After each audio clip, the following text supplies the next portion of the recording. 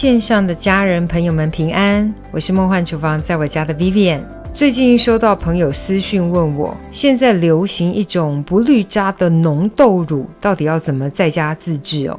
而且他特别强调，希望我不要用破壁型的豆浆机来试，因为他没有闲钱买那台给洗。但我必须强调，没有豆浆机，还是要有普通的果汁机哦，不然你就是要用石磨给它磨出来的。其实要豆浆含渣又很细致，两个方向下手，一个就是机器很强大，不然就是食材要炖得很软。如果你手边就是没有破壁机，那你至少有一台普通的果汁机，搭配上煮得很软的黄豆，就可以做出完全不用滤渣的浓豆浆咯。所有材料配方请自行萤幕截图，文字食谱的连结我也会放在资讯栏当中，点开资讯栏就可以看到咯。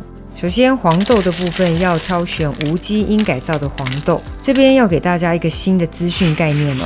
过去大家常常说要把黄豆泡水，除了泡软黄豆以外，主要是说坚果豆类需要泡水去除植酸，主要是因为过去的报道认为植酸会影响矿物质的吸收，但是最新的研究却发现植酸是好物，可以抗癌耶，人体实验完全不会影响矿物质的吸收，所以完全不需要浸泡除掉。哇哩嘞，资讯真的是变来变去，原来以前都把好物给倒掉了，所以看过这个新的报道之后，我再也不泡豆类跟坚果了。如果想要为了好煮，泡软之后的水也是要留下来，因为里面充满了可以抗癌的植酸呐。那我今天就是清洗干净，免浸泡，直接用压力锅来煮哦，这样就可以非常完整的保留植酸。首先黄豆就是清洗干净哦，大家不用像我这么 gay 白这样子洗啦，直接水龙头下清洗，我是为了拍片好看，顺便挑除杂豆。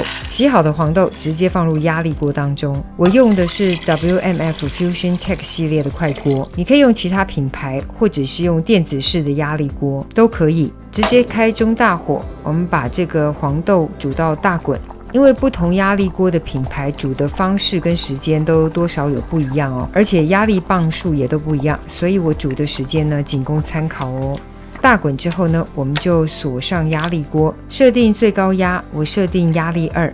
当两条绿色压力指示线升起后，改小火计时30分钟。如果你的黄豆是泡过水的，那只要煮15分钟就可以。刚才说过原理哦，如果真的想要泡水，泡的那个水要一起流下来哦，因为它是满满的植酸。然后真的要浸泡，过程最好也要放在冷藏室浸泡，否则天气热的时候那个水很容易发酸腐败。煮的时间到后我们就关火，然后等待压力指示线降下。这个算是一个自然泄压的过程，等于像是在焖一样。这过程大概是10分钟左右，压力指示线完全降下之后就可以开盖咯。正确按照说明书操作，其实压力锅很安全的，大家可以看一下哦。黄豆看起来呢一颗一颗的，但其实呢已经超级 super 绵软，没骗你，你看看，真的一压就软。如果没有压力锅的朋友，想用蒸或是煮的方式，记得一定要煮到这么软绵的状态哦，一压就咪桑的状态，整个就是豆沙的概念啦。说实话，实测不泡水，要把它蒸或煮到这样的状态，真的要花很多的时间。不泡水要蒸到这么绵软哦，我觉得2个小时跑不掉。以这个量呢，真的可以做很多杯，所以我通常会把它一份一份装起来，一份大概就是100克的豆子含一点点的水。偷偷告诉你们，这个是我给我女儿丰胸的食谱，一包加上300克的清水，不要加糖哦。打出来的无糖豆浆对女性朋友很好哦。当然想好喝的也是可以加点冰糖或蜂蜜。直接把黄豆一包一包放冷冻室保存3个月半年不是问题。想喝的时候直接拿出来搅打就可以了。那我示范一下怎么打浓豆浆。我这个是 NutriBully 的果汁机，它的转速是不到破壁等级的，算是一台 CP 值很高的小型果汁机。虽然没有破壁机那么强大，但是搭配煮软的黄豆，打出来的效果完全不输破壁机的效果。一杯香浓无渣感的豆浆就完成了。用同样的方法，你要做黑豆浆也可以。过滤一下渣给大家看，我这个是60目的网目，完全滤不出渣几乎是无渣的状态，不是开玩笑的。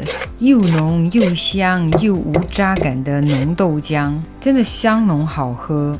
再给大家总结重点整理一次，想要免滤渣又做出无渣感的香浓豆浆，要从这2个重点下手。一是机器强大，可以粉碎食材；二是食材煮到一压就绵软，一定要其中一个选项达成，另外一个辅助，保证就可以做出免滤渣香浓的豆浆。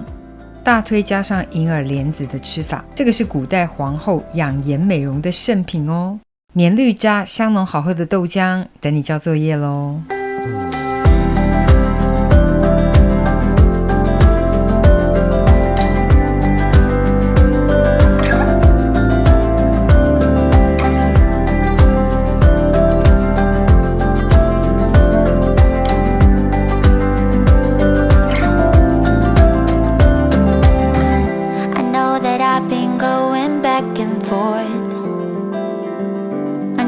I've been leaving you with questions.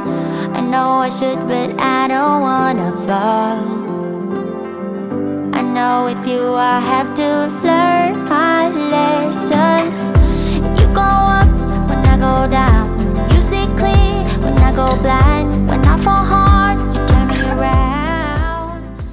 这就是今天的食谱分享，别忘了按赞、订阅、开启小铃铛，然后分享给亲朋好友，让他做给你吃。耶稣爱你，我也爱你，我们下次见，拜拜。